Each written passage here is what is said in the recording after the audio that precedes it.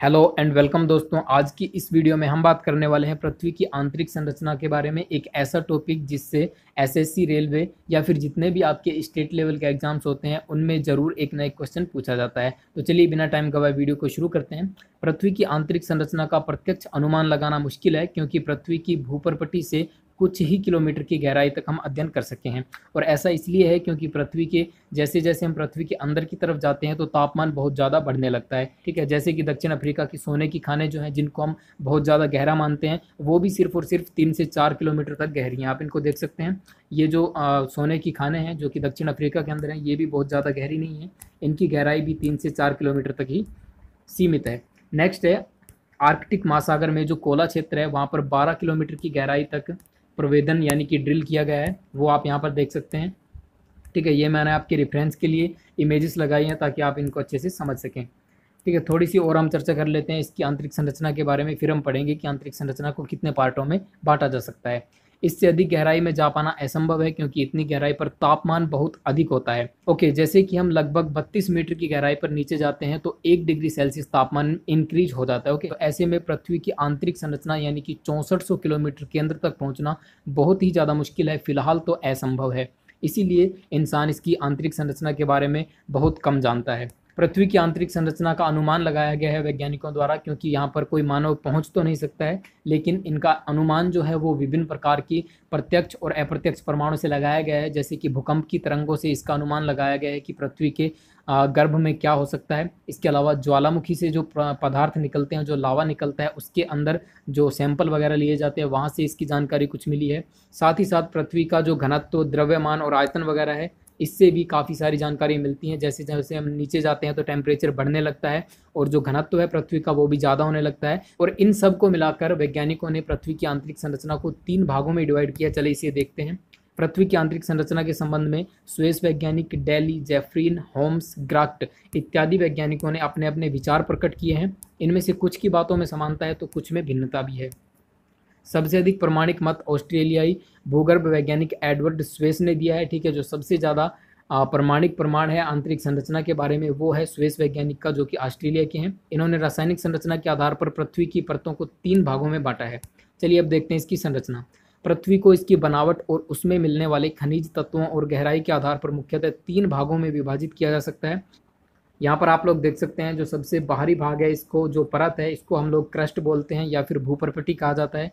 इसके अंदर का जो भाग है, क्रस्ट से नीचे का भाग, वो मेंटल कहलाता है। और थर्ड लेयर जो है सबसे अंदर वाली केंद्र की तरफ जो है उसको हम कोर बोलते हैं या फिर क्रोड भी बोला जाता है। तो चलिए अब देखते हैं एक एक करके इनकी संरचना के बारे में अध्ययन करते हैं। सबसे पहले देखते हैं भूप्रपटी यानी कि अर्थ क्रस्ट, जो कि पहली परत है, सबसे ऊपरी परत। यह ठोस पृथ्वी का सबसे बाहरी भाग है। तो हमारी जो धरातल है, हमारी जो पृथ्वी है, इसका सबसे ऊपर का भाग जिस पर हम लोग निवास करते हैं या फिर जिस पर महासागर, समुद्र वगैरह हैं, यही होती है भूप्रपटी या फिर अर्थ क्रस्ट, जो कि सबसे ऊपर का भाग है। क्रस्ट की मोटाई जो है ये महासागरों और महाद्वीपों में अलग अलग होती है।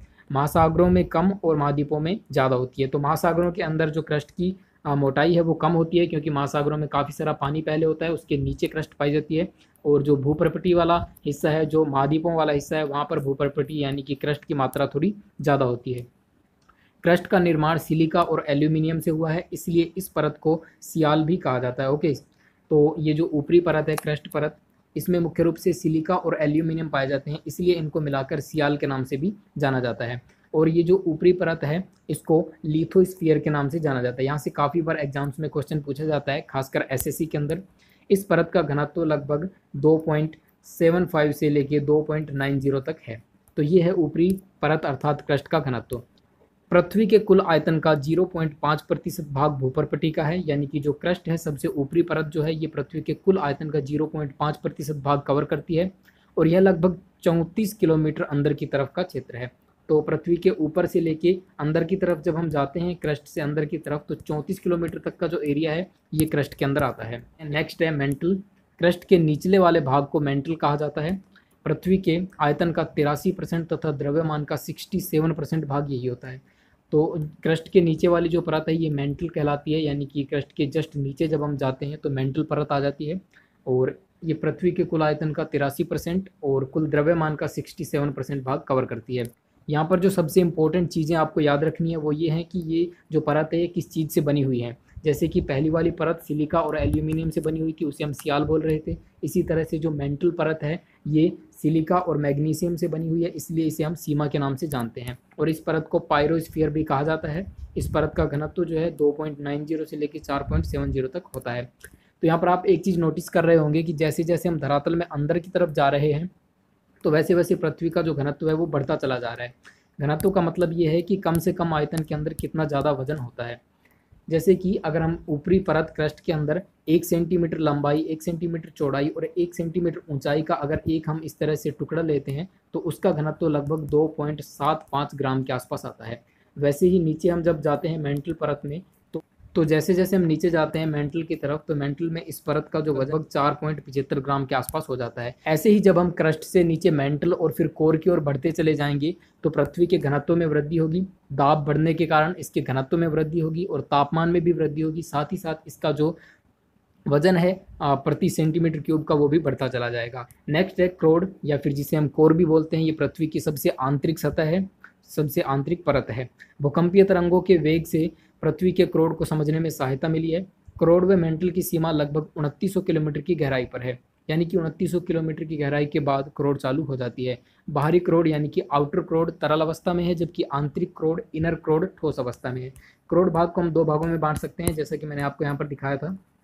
ये जो अंदर वाली परत है क्रोड परत, ओके, येलो कलर के अंदर है, इसको हम 2 भागों में बांट सकते हैं। एक ये बाहरी येलो वाली, इसको हम बाहरी कोर या फिर आउटर कोर बोल सकते हैं, और ये जो अंदर वाली परत है इसको हम इनर कोर या फिर आंतरिक कोर के नाम से जानते हैं। ये जो बाहर वाली कोर है ये द्रव अवस्था में होती है और अंदर वाली कोर जो है ये ठोस अवस्था के अंदर पाई जाती है।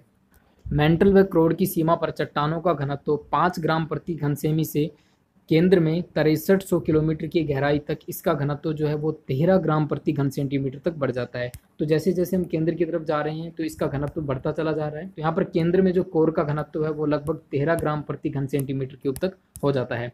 इसी से पता चलता है कि क्रोड भारी पदार्थों जैसे कि निकिल और फेरस से बनी हुई है, इसलिए इसे हम निकिल और फेरस मिलाकर इसे हम निफे के नाम से जानते हैं। ठीक है, और इस परत को बैरिस्फीयर के नाम से भी जाना जाता है। यहाँ पर आपको परतों का नाम इंपॉर्टेंट है, परतों का नाम याद रखना सबसे ज़रूरी है, क्योंकि यही चीज़ कंपटीशन एग्जाम के अंदर पूछी जाती है। तो इस तरह से जो पृथ्वी की सबसे ऊपरी परत है अर्थात जो क्रस्ट है या भूपरपटी है ये सियाल यानी कि सिलिका और एल्यूमिनियम से बनी हुई है। जो सेकंड परत है मेंटल अंदर की तरफ, ये परत सिलिका और मैग्नीशियम से बनी हुई है, इसलिए इसे सीमा कहते हैं। और जो सबसे आंतरिक परत है क्रोड है, ये बनी हुई है निकिल और फेरस से, इसलिए इसे निफे परत के नाम से जाना जाता है। तो ये चीज़ सबसे इंपॉर्टेंट है, यही आपको याद रखना है। इसके अलावा जब हम परतों के हिसाब से नीचे अंदर की ओर जाते हैं तो यहाँ पर कुछ डिसकंटिन्यूटीज आती हैं, यानी कि एक परत से दूसरी परत में जाएंगे तो कुछ यहाँ पर विभाजन रेखाएं जो हैं वो वैज्ञानिकों द्वारा बनाई गई हैं। जैसे आप सबसे पहले यहाँ पर देख सकते हैं कोनार्ड डिसकंटिन्यूटी आती है, मोह डिसकंटिन्यूटी आती है, ठीक है, जो कि अपर मेंटल और क्रस्ट के बीच में आती है। इसके बाद जैसे जैसे हम नीचे जाएंगे तो अपर मेंटल और लोअर मेंटल के फैटी डिसकंटिन्यूटी आती है, फिर गुटेनबर्ग डिसकंटिन्यूटी आती है, फिर लेहमन डिसकंटिन्यूटी आती है। तो इस तरह से ये डिसकंटिन्यूटीज हैं जो कि यूपीएससी वगैरह के एग्जाम के लिए इंपॉर्टेंट हैं। तो आपको ये जो पीडीएफ है ये बिल्कुल फ्री मिल जाएगी, जिसका लिंक नीचे डिस्क्रिप्शन में दिया गया है, वहाँ से आप लोग इसे डाउनलोड कर सकते हो। मिलेंगे नेक्स्ट वीडियो में, टिल देन जय हिंद एंड बाय।